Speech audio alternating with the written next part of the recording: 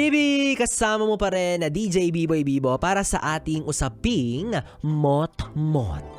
Hindi yung tinutulugan nyo ng kalaguyo mo Iba yun, oo. Mot-mot as in monthsary. Taas kamay sa mga nagse-celebrate ng ganitong okasyon sa relasyon. Ikaw ba, ganyan ka ba Gusto mo yung laging sineselebrate yung monthsary ninyo? Shhh! Bakit sumasabat yung never pang nagkajowa? Bakit sumasagot yan, Charot lang. Oo. Kasama ka naman dito. Kahit sa anong aspeto naman ng relasyon, pwede mong i-celebrate ang monthsary o anniversary.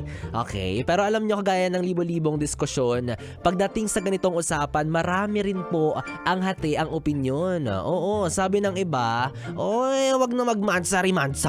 Pang high school lang yan. Tsaka magastos, buwan-buwan pa akong gagastos, dagdag pa yan sa monthly juice ko. Bibilan pa kita ng tsokolate tsaka sariwang bulaklak, yung garter nga ng brief ko, lanta na.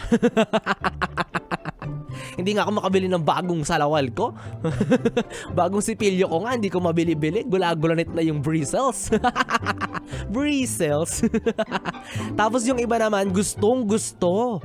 Feel na feel ang monthsary. Buti pa yung monthsary, buwan-buwan niya naaalala, pero yung utang niya, sa cut-off na lang daw kasi nawala sa isip niya maghulog. Tigilan mo ako yung monthly adjustment ka ng braces mo, hindi mo mapuntahan Baho na ng hininga nating lahat dito dahil sa kakaganyan mo Kaya Diyos, huwag mo i-zoom kasi nakaka-relate ako doon, hindi pa ako nakapagpa-adjust. Alam mo, sa kakamansari mo na yan, tignan mo, siyam na buwan kang hindi dadatnan. Kinabahan. Oy, happy 9 months talaga be. Sunod na sa pagbibilang mo ng buwan is kung ilang months na yung baby mo. Tapos pipicturean mo pa yan, 'di ba? Sa higaan na may katabing pizza o cake.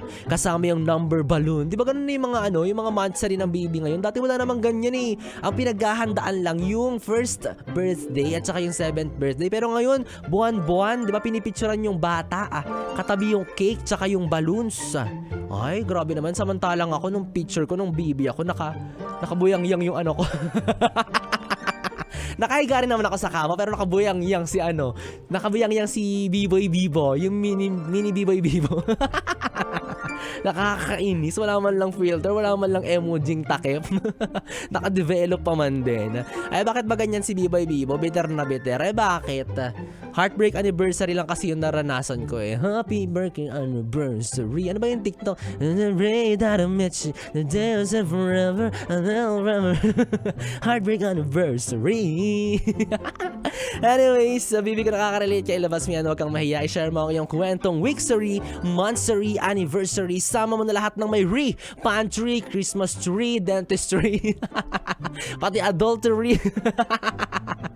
At send mo yan sa aking Facebook Messenger, DJ Biboy Bibo. At maya-maya sabay-sabay natin yung pakinggan at pag-usapan. Muli ako ang bibi mo sa radyo, DJ Biboy Bibo. Pwede mong makatabi hanggang mamayang alas 12 para sa ating Bibi Time na mag-iiwan ng awiting para sa mga nagmamaganda ngayong gabi dahil nagsi-celebrate ng anniversary. Here's Wonderful Tonight by Eric Clapton. Hatid sa'yo ng istasyong huntahan ng mga young and fresh. Ang 101.1 Yes, the best.